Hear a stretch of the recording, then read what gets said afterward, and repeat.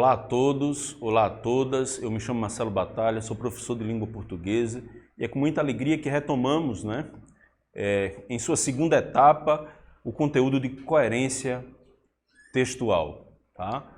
Vamos a ele aqui. Essa coisa dos objetivos da aprendizagem e as habilidades esperadas pelos estudantes, elas já foram de alguma maneira apresentadas no encontro anterior, então vamos direto aqui aos tipos de coerência textual. Vamos fazer uma revisita a esses tipos de coerências e esmiuçar um pouco, ou seja, estudar mais detalhadamente cada um deles, tá bom? Então, coerência sintática, ela está relacionada à coesão entre os elementos de um texto e daqui a pouco eu explico rapidamente o que é coesão, porque coesão vai ser tema de uma aula mais à frente. Então temos aqui um exemplo. Quando chegamos ao supermercado, cujo dono foi preso por agressão, havia muitas pessoas lá.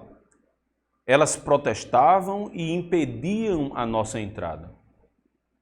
Agora veja, eu vou fazer aqui uma alteração, subtrair o pronome cujo, substituir pelo pronome que.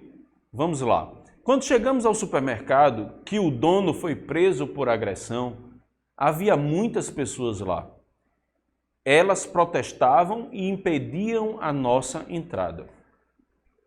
Note que o pronome relativo que aí, ele retoma um termo anterior. Portanto, é incoerente o seu uso nesse enunciado. Já o pronome cujo indica uma relação de posse, de propriedade entre o elemento seguinte, que é o dono, e o anterior, não é? Ou seja, o dono do supermercado, ele foi preso por agressão. Então, esse é um tipo de coerência sintática demonstrada aqui através de um exemplo, ok?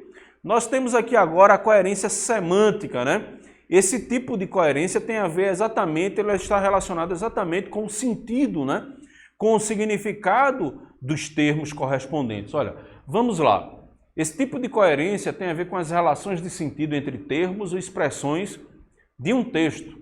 Aí aqui eu tenho, olha, nesse país, a maioria das pessoas é rica e quase 90% dos cidadãos são pobres. Opa, tem alguma coisa errada aí. Olha, é perceptível logo de cara nesse enunciado a incoerência. Afinal de contas, se a maioria é rica, a porcentagem de pobres não pode ser de 90%. Portanto, para consertarmos isso aí, devemos dizer da seguinte forma: nesse país, a minoria das pessoas é rica e quase 90% dos cidadãos são pobres, ok? Agora nós temos aqui uma coerência de ordem temática, que tem a ver com o assunto, que tem a ver com o tema. Olha só, é quando não há o quê? Desvio daquilo que está sendo, daquele assunto que está sendo abordado. Tem gente que vai escrever uma redação, por exemplo, e começa falando sobre a questão da vacina, da distribuição das vacinas, por exemplo, só para pegar um tema de agora. E aí a pessoa começa a falar, esse tema das vacinas, ele é um tema muito profícuo, é um tema muito rico, no sentido de que tem muita coisa a se dizer sobre ele. Mas aí você começa a falar sobre vacina e daqui a pouco você termina falando sobre o mercado aeroespacial. E aí você foge, desvia muito do assunto, foge muito do tema. Então o importante, o recomendável, o crucial é que você afunile, que você aprofunde dentro daquele tema. Olha só, Luiz Gama foi um escritor, advogado e abolicionista do século XIX. Abolicionista porque participou do movimento abolicionista que promoveu a abolição. O que é abolição aqui, gente? É a abolição de abolir, de acabar, de exterminar com, no caso aqui, a escravatura, que durante muito tempo vigorou em nosso país. Então, Luiz Gama foi um escritor, advogado e abolicionista do século XIX e defendeu várias pessoas escravizadas. Ele é considerado o patrono da abolição da escravidão no Brasil. Assim, seria tematicamente incoerente o texto que dissesse o seguinte: Luiz Gama foi um escritor, advogado e abolicionista do século XIX e defendeu várias pessoas escravizadas. Aí no mesmo parágrafo eu continuo: quando Santos Dumont contornou a Torre Eiffel em 1901, todos ficaram impressionados. Aí eu digo, puxa vida, que cavalo de pau é esse aí? Você mudou de assunto tão abruptamente. Então isso aí é uma incoerência de assunto, é uma incoerência temática, tá? E, portanto, deve ser evitada, ok? Nós temos agora a coerência do tipo pragmática, que tem uma relação muito estreita com o contexto, com a conjuntura. De onde é que eu falo isso? Para quem eu falo isso, né? Vamos lá. Está relacionado à situação, ao contexto extralinguístico. Vamos a um diálogo aqui. Mãe, né? A mãe está falando aqui: Plínio, você só vai brincar depois que terminar o dever de casa. Aí o Plínio diz: eu não quero fazer o dever de casa, mamãe. Aí a mãe diz: mas você precisa ser responsável, meu filho. Agora, haveria incoerência pragmática se fosse da seguinte forma: o Plínio diz: mamãe, você só vai brincar depois que terminar o dever de casa. Ou seja, se eu inverto os papéis, aí há incoerência pragmática. Eu digo: eu não quero fazer o dever de casa, meu filho. Aí o Plínio diz: mas você precisa ser responsável, mamãe. Isso acontece muito com os filhos da gente quando ele quer brincar, né? Olha, eu não vou deixar o senhor fazer isso, papai. Né? A gente que é pai tem uma ideia disso, né? Os filhos, eles começam, de alguma maneira, a trocar os papéis, a inverter os papéis, num tom mais de jocosidade, né? de deboche, né? Um deboche, uma brincadeira, né? Então, olha, afinal aí, nosso conhecimento de mundo, né, nos indica qual é o comportamento esperado para um filho e para uma mãe. Então, quando eu inverto isso, eu quebro a expectativa do interlocutor, da pessoa que está ali, olha, do receptor, né, que está lendo, que está ouvindo aquela mensagem, tá? Agora temos ainda, sobre a coerência pragmática, tem um seguinte exemplo aqui, olha: João ficou feliz, pois sua casa tinha pegado fogo. Aí eu olho aqui de cara e digo: poxa, que texto incoerente, como é que alguém pode ficar feliz com a casa pegando fogo? Mas olha, a gente tem que observar aí se tem coerência pragmática, levando em conta a conjuntura, o contexto. Vai que esse João era um criminoso que colocou a casa no seguro e queria receber o seguro. Obviamente que ele estaria ali, no caso, regozijado, feliz. Então, a princípio, esse enunciado parece contraditório. Contudo, né, se o leitor ou ouvinte sabe que João odiava a sua casa e que tinha feito um seguro milionário, o enunciado passa a ser agora coerente. Portanto, o sentido vai depender do conhecimento prévio do receptor da mensagem, tá? Agora nós temos aqui uma coerência de ordem estilística, não é? Eu peguei aqui, olha, um gênero textual, que é um contrato de aluguel, para mostrar para vocês que, utilizando esses gêneros textuais, se você não souber utilizar da forma adequada, eu posso cometer uma coerência de ordem estilística. Isso acontece muito quando, por exemplo, na Câmara, no Congresso Nacional, ou até na Câmara de Vereadores, um vereador ele foi eleito pelo povo, né, com as melhores das intenções, mas ele não tem preparo algum para exercer aquele mandato, né? Bom, eu não estou falando de realidade nenhuma, afinal de contas eu imagino que todos os nossos vereadores e de todas as cidades, eles sejam preparados, mas imaginemos que não seja bem assim, que tenha um ou outro que precise de fato estudar, né? E aí ele quer, por exemplo, trocar o nome, ou ele quer colocar um determinado nome de uma figura importante numa determinada rua, num determinado logradouro, né? Mas aí ele se serve de um instrumento, ou seja, de um gênero textual inadequado, né? Ele precisa antes fazer um requerimento para isso ao presidente da casa, né? Ou seja, tem todo um caminho, mas aí ele opta por fazer um ofício. Opa, será que uma figura física, mesmo em nome de um gabinete, né, ele pode fazer um ofício? Né? É uma coisa a se perguntar. E será que, se em podendo, esse é um instrumento adequado? Então, se não for, é um tipo de incoerência, né, estilística, de ordem estilística. Vamos aqui ao texto.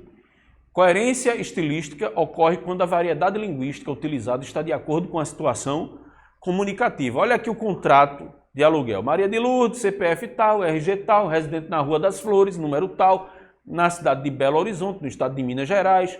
Poderia ser na cidade de Vitória de Santo Antão, no estado de Pernambuco, também não tem problema, não é? E aí ele continua, aí doravante denominado locatário, celebram o presente contrato de locação residencial. E aí por aí vai. Quem sabe como é que é um contrato de aluguel, sabe de toda a sua construção, né? Das suas características. Agora, observe, a variedade padrão ela é condizente com o contexto formal de um contrato de aluguel. Assim, haveria incoerência estilística se fosse nesse caso aqui, ó. A Lourdinha, aquela que mora no finalzinho da Rua das Flores em BH, né? BH não é a maneira aí fonológica que foi utilizada para se referir à capital de Minas Gerais, que é Belo Horizonte. Então, vai alugar um barraco caindo aos pedaços para o fera do Ruizinho da padaria, que está vivendo agora na Rua 32, também num bairro aqui de BH, só que tem umas condições. Você já imaginou se um contrato de aluguel tivesse esse tipo de redação, né? Uma redação informal, né? Que não tivesse, que desse de alguma maneira possibilidade para uma interpretação, né, para uma compreensão de ordem subjetiva, ou seja, que cada um pudesse ter a sua interpretação, ficaria muito complicado, né? Então o contrato de aluguel é um tipo de gênero textual que tem que ter o máximo de formalidade possível. Quando isso não acontece, ocorre a incoerência estilística, tá bom? Temos, por fim, aqui a coerência genérica. Então, eu trouxe aqui, olha, uma propaganda de uma esponja de aço, não é? Extremamente conhecida, né? Que é Bombril, é da Bombril. E aí diz o seguinte, coerência genérica ocorre quando o gênero textual utilizado ele é o adequado, né? Então, eu tenho aqui esse anúncio publicitário, que é uma palha de aço Bombril, que foi feito em 1999. Ele apresenta texto verbal, ou seja, veja que tem um texto verbal ali. Tem a palavra Bombril, que é a marca, e tem embaixo ali uma legendazinha que diz 1001 indicações na categoria, não é? Na categoria limpeza. Então, ele tem ali, gente, agora um texto não verbal, que é o Oscar, né? Veja, é como se o Bombril ganhasse um Oscar por ter 1001 utilidades, 1001 indicações no prêmio, na categoria limpeza. Então, apresenta texto verbal e não verbal e possui características que são condizentes com o gênero aí, que é o gênero o quê? Propaganda. Seria incoerente anunciar uma palha de aço, por exemplo, através de uma bula de remédio, através de um manual de instruções, não é? Através de uma receita de bolo. Então aí não, aí se recorreu a uma propaganda, ok? Então, os princípios da coerência textual, que eu já falei isso em uma aula, na aula anterior, é a não contradição, gente. Não se contradizer. O texto ele não pode apresentar contradições, isto é, desacordo entre as informações. Também não pode haver tautologia, ou seja, prolixidade, muito arrudeio para dizer uma coisa. Tem que ser objetivo, né? O texto não deve apresentar repetições desnecessárias, informações redundantes. Então, se você já disse uma coisa aqui na frente, não precisa repetir, não precisa voltar àquilo, a pessoa já entendeu, o receptor já entendeu. E outra coisa, tem que haver relevância. Os enunciados do texto precisam estar relacionados ao tema, então tem que ter essa coerência, ok?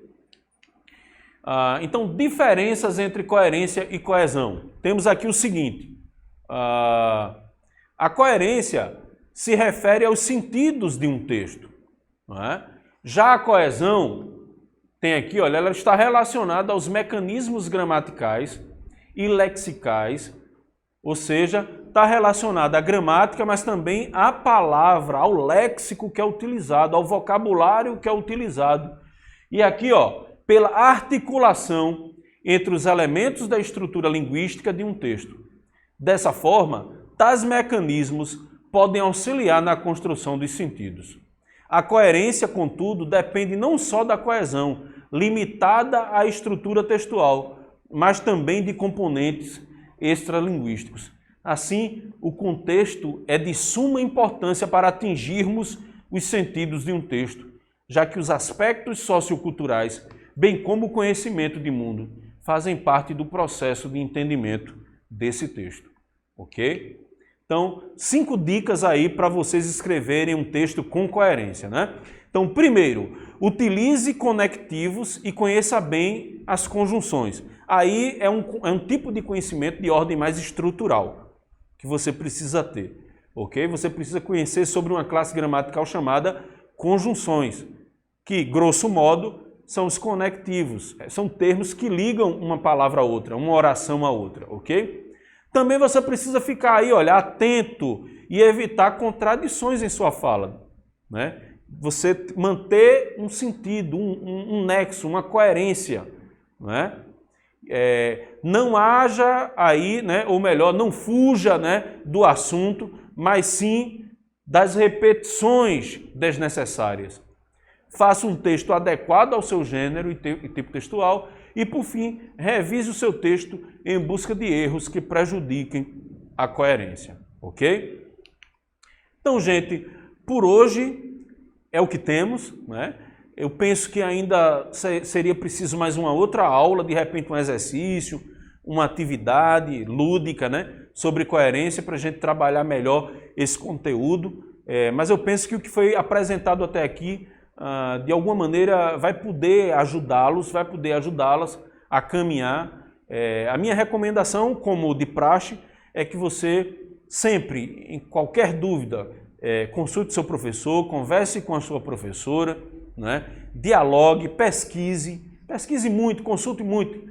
Não fique só à mercê, não é? A reboque da videoaula. É importante esse trabalho, esse exercício, né, da pesquisa e do exercício especialmente, tá bom?